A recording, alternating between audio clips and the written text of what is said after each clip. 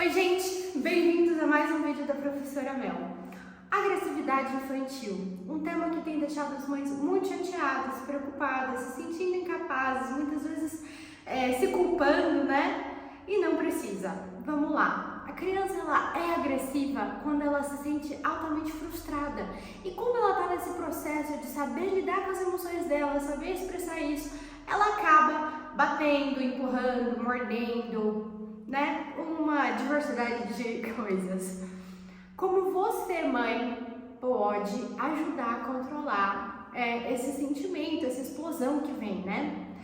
Bom, primeiro de tudo, você tem que buscar um contato físico com a criança. Por quê? Quando ela tá com raiva, ela já tá batendo, ela já tá estressada, ela não vai parar pra te ouvir. E se você gritar, você só vai deixar essa discussão ainda mais acalorada, né? E não vai pra lugar nenhum. Bom, você tem que buscar fazer um carinho nas costas do seu filho, acalmar ele. Quando você perceber que ele já está um pouco mais calmo, traga para um abraço, aconchego, né? A gente tem várias informações químicas que o abraço tem poderes químicos no nosso corpo de nos acalmar, de nos relaxar, né? Faça isso. A hora que você perceber que você conseguiu já, pelo menos, diminuir essa fúria, né? Esse momento da explosão, ajude o seu filho a redirecionar a raiva dele. Como é que é isso? Busque com ele um local ou um material, algo em que ele possa descontar esse sentimento sem machucar ninguém, sem quebrar nada. Então, grita na almofada, soca a almofada, tem um pelúcia velho, desconta na pelúcia, ensina isso. Aí naquela hora ele descontou a raiva, certo? Num terceiro momento você vai conversar, que aí é quando a criança já passou. E com que tipo de conversa vai ser essa? Filho, por que você se sentiu daquela forma? O que te despertou esse sentimento? Né? Tal situação te incomoda? Então, quando essa situação, se ela vier a se repetir ou em outras que te deixem igualmente bravo, frustrado, você precisa descontar sua raiva de um outro jeito, né? E vai ser esse jeito que a gente combinou. Combine com seu filho uma forma dele extravasar essa raiva, né? E é importante nessa conversa você expor as consequências de bater em alguém, né? O desrespeito, as consequências emocionais, né? E físicas, né? Mas o que isso vai gerar no outro e nele mesmo, porque a criança também vai se sentir culpada depois. Então é importante haver esse momento de conversa. Mas pais, não se sintam frustrados, preocupados, né? Porque na hora do seu sangue ferve, é muito difícil você fazer esses 3 passos, do contato físico, do redirecionamento da raiva e da conversa. É um teste, é como uma terapia para o adulto também. Aquilo que a gente aprende na terapia, nem sempre a gente coloca em prática na primeira semana. A gente vai fazendo degrau por degrau, né? Até conseguir uma certa eficiência. Então não se culpem, porque afinal de contas somos humanos. Quem nunca levou um tapa do filho, né? E na hora da raiva devolveu. Você também não tá, sabe, 100% no controle das suas reações. Não existe isso. A gente está aqui para aprimorar as nossas reações, as nossas ações, os nossos jeitos de ser, de agir, de pensar. Então é importante você também se perdoar, né? Não se culpe. Mas o mais importante é que você tente isso de pouco em pouco. Às vezes você está num dia mais tranquilo, você não está estressado, você consegue começar a colocar isso em prática. Quando a criança vê que isso foi feito uma vez, foi feito 2, foi feito 3, ele já vai se adequar, ele já vai entender que isso é um processo familiar seu e ele já vai se acostumar a redirecionar a raiva dele e depois conversar com quem tenha despertado isso para resolver a situação. É importante deixar claro para as crianças que num momento de raiva não é legal a gente buscar uma reconciliação. A gente tem sim que buscar se acalmar primeiro, para depois voltar ali no conflito ou com quem seja esse conflito, para tentar buscar a melhor solução. E é muito interessante, né? Porque a gente adulto fica muito preocupado com a criança, mas muitas vezes isso nos falta também. Parece fácil, né? Quem é professor falar disso na sala de aula, mas não é, nem pra gente que é adulto, é como eu tô dizendo. Até pra nós muitas vezes a gente ferve o sangue, como dizem, e não se dá um momento, não se permite sair da situação, respirar, né? Nem que às vezes para nós leve mais tempo, às vezes você precisa de 1, 2 dias para respirar da situação e depois resolver com a pessoa com quem você se desentendeu, né?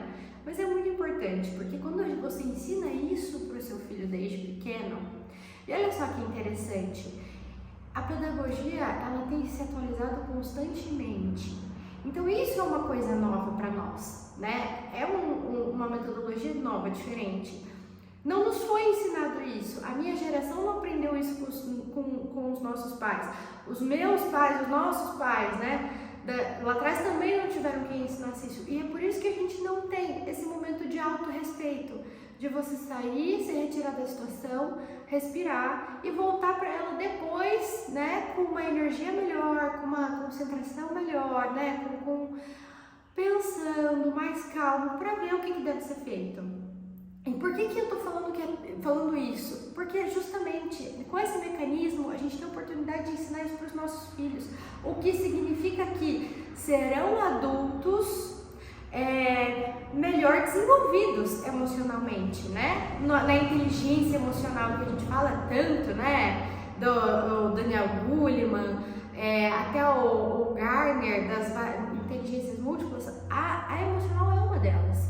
Então, quando a gente começa a ter esses mecanismos e ensinar as crianças do futuro a reagirem dessa forma, você já está diminuindo muito o estresse da sociedade adulta, né? As discussões acaloradas do mundo adulto, porque não é só a criança que bate, que xinga e que perde a paciência. Todo adulto está passível disso.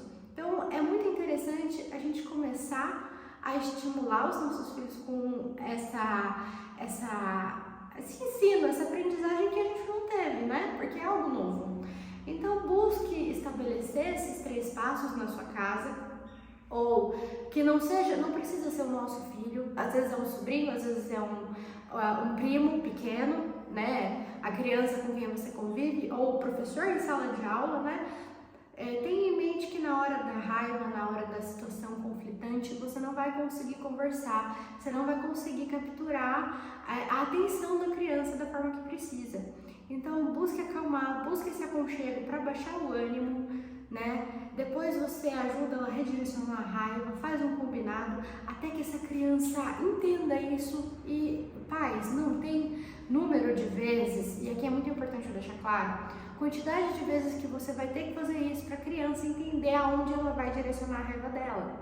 Às vezes você vai ter que fazer isso todas as vezes, entendeu? 50, 100, 150, mas não desista. É uma coisa que lá na frente vai surtir um grande efeito. Mas a tendência é que a gente treine o nosso cérebro para automatizar reações, né? É igual dirigir. Depois de algum tempo você não pensa mais na troca da marcha, no pisa na embreagem, você só faz. Então, a tendência é que os nossos filhos, as crianças, os nossos alunos também automatizem isso. Tô com raiva, vou pro cantinho X da sala, vou pro cantinho X da casa, vou pro meu quarto, vou dar esse tempo, vou redirecionar minha raiva, né? E escutem outra coisa muito interessante. Às vezes, para uma criança, é socar uma almofada. Para outra, às vezes um menino ele precisa jogar bola para distrair a cabeça, para passar a raiva dele. Você tem que achar com o seu aluno, ou com o seu filho, ou com a criança que você conviva, o que acalma ela, entendeu? Então, essa criança, meu filho, ele adora brincar de massinha e isso acalma ele. Então tá, filho, toda vez que você ficar com raiva, bravo, você vai brincar de massinha. E deixa o cantinho da massinha preparado para isso. Na metodologia canadense, a gente fala que é o calm corner, que é o cantinho, a quina da sala do calmo, né? De ficar calmo. E aí a gente deixa alguns recursos ali para a criança poder se acalmar. Façam isso em casa, né? A pedagogia ela não mora na sala de aula, ela mora na nossa convivência, na nossa casa, na escola, ela mora no mundo, no lugar pedagógico, ou deveria ser. Então eu espero que isso tenha ajudado vocês, que vocês se tranquilizem, que vocês se perdoem quando vocês gritarem com o filho de vocês, porque é normal, nem sempre a gente está no melhor dia, nem sempre a gente tem a melhor resposta, né? Afinal de contas, como eu disse, estamos todos aqui aprendendo, mas busquem sim tentar colocar isso em prática. Vai ajudar o seu filho, vai ajudar você E num futuro próximo, né, você vai ver uma criança que já sabe lidar com a própria frustração. E por que é importante se sentir frustrado? Resiliência. Não tente privar o seu filho de tudo aquilo que irrita ele. É importante sim a criança ter irritações. É importante sim a criança se sentir incomodada com alguma coisa em algum momento. Tá tudo bem se sentir puto com alguma coisa em algum momento. Isso nos ajuda a ter resiliência, nos ajuda a ter paciência, né? Desenvolve vários mecanismos de defesa, né, psíquicos e emocionais importantes para a vida adulta. Você que é adulto e está me assistindo sabe como é frustrante ter que pagar uma conta, como é frustrante estar no meio do trânsito e ver que seu tanque está quase, né, acabando ali o combustível. Se você não achar o primeiro posto, você vai ficar parado na rua. Tudo isso é frustração diária. A vida adulta é cheia. O importante não é não frustrar, mas como você vai lidar com essa frustração. Então eu espero muito que vocês tenham gostado desse vídeo. Sempre que quiserem um conteúdo novo, mandem mensagem. Comentem nos vídeos e aproveitem muito esse conteúdo. Fica aqui um super beijo e um ótimo ano novo para todos nós.